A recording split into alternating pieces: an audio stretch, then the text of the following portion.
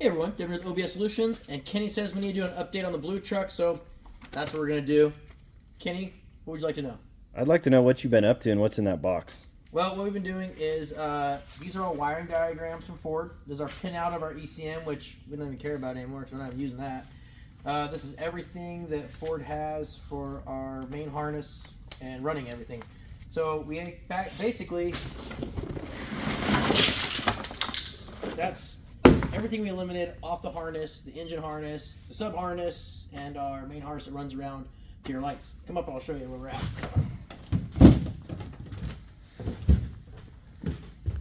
But there's still a harness. There is, and that's just for accessories like your lights, running our AC, telling the AC to turn on and off, that kind of stuff. We also build a jumper harness for like our aftermarket gauges, that kind of stuff. Not rocket science, just it's all laid in there. We're just mocking everything up. We're gonna tuck stuff away, hide some stuff, and then we'll pull it back out and we'll relume it. Battery cables are all custom made here in-house, and then we actually did something different. We got rid of the starter solenoid, and then we will run all of our stuff so it's kind of, like I said, tucked and put away. Core support's in. Next step, we'll start, once we get the wiring done, we'll start building our custom AC lines. We had told you guys we're not going to run our AC against the firewall, or against the back of the firewall, run up to the front, and then we'll set our icebox radiator in it, and transmission, cooler, AC condenser. Tranny cooler, we're actually going to build mounts that we hope to have on our website that allow you to bolt in a big aftermarket tranny cooler to the factory core support. So that's kind of something different. Gas core support. Gas core support. We already have a 731, so we figured we'd help out the gas guys too. So we need it for this truck, so we do that. Kenny hopped down with the dashes in. Well, before you leave, you and I were talking earlier about the look under the hood of this truck. And you said it's not full custom, it's not OEM.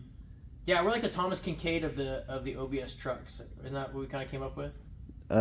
Kind of. Somewhere in there where we don't go like full this way or this way. I kind of like to mix like OG original with aftermarket. So there are a lot of like, obviously we're keeping the factory junction box, little things like that. We will keep the factory washer and coolant reservoir.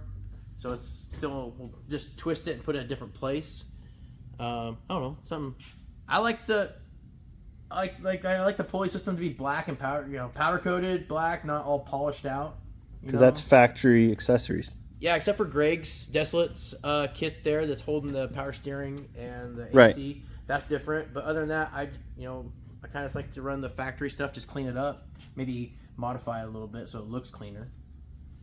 You want to go inside now? Yeah, I'll show you the dash. The dash is in. And we're back with Devin in the cab. You like Van Halen that much? Really? I didn't say they're the greatest band of all time. They suck.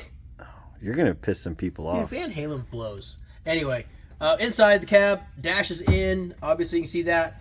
Our steering column, I think we talked about that. It's all reworked. Everything all sandblasted and reworked with all of the Ford goodies. You can get a lot of the Ford parts for this, which is cool. Like all the shift tube and all the bushings. Although I think I may have got the last Ford multifunction switch. Sorry, but when you say Ford, you're talking Motorcraft, like from the dealer. Yeah, OE. A lot of the column parts Ford still carries. Like I said, the multifunction switch, we're having a hard time finding those, which they made the OGs are the best.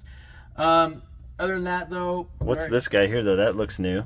No, all of our, so there's just powder coated stuff that we need to put on the truck. We're just not there yet. Everything, most of the stuff's powder coated. If we take it off, it's powder coated. Some stuff, like I'm a big fan of painting axles that are powder coating them, just because rock chips and such. But most of everything else is powder coated under the hood, on the chassis, that kind of stuff. Wiring, once we're done with the wiring on the engine side, we'll then start wiring up all this lovely stuff to make our lovely truck run. So the harness. The harness at the steering column? No, the harness in here. This is. Yeah. Did you modify this like you did outside? No, you don't have to. You don't need to modify that at all. That's okay. all stock. Now that's like the transmission controller and stuff over there. That's kind of correct. Crazy, so right? You're gonna have to give it some inputs. It does need, like we talked about, it needs a throttle position sensor, which we actually made our own bracket. We talked about that. So you gotta give it that input. You do need some, like, obviously key on, engine offs, and some constant powers, that kind of stuff.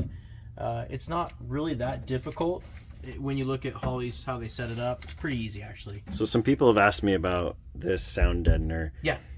Are you doing one layer like of the thicker one, or do you do multiple layers, or like? I just do the thick layer stuff, one layer. I don't have all day to do 2 layers, so maybe we're just not. Maybe I'm getting too deft. I don't care, but we just do 1 layer. Are you doing inside the doors? Yes, that is where it matters the most. And you mean on the skin on the outside, not the panel that's under your inner door panel. We're talking like reach in there. You got to do what makes the biggest difference, that at least I think, on these old Fords, and you can hear it on the cowboy truck when you shut the door versus an OBS truck that doesn't have it done. It is amazing how well the door doesn't vibrate, and when you close it, it's solid. You want to get inside the door cavity and get the side. What would you call that? Against the outer skin of the truck. The inside of the outer skin. That's where the big difference comes. I don't believe that sound deadening, where your door panel goes onto, does shit. I don't think it does anything at all. More importantly is the other side of the door. I think just doing it under the door panel might improve like the speaker operation because it's mounted to the door. It might get rid of the vibration. I mean, yeah, that might help a lot when it comes to that. But did you have any issues with it sticking? No, because there's kind of that texture sometimes on the inside of the doors. No, you just take some alcohol first thing we always alcohol like on a pad and you wipe it all down. Other than that, it sticks pretty good. Tech tips from Devin. I don't know if they're tech tips. It's just what we do, and it seems to work. All right, man. Like zip ties. We'll see where you're at next week. All right.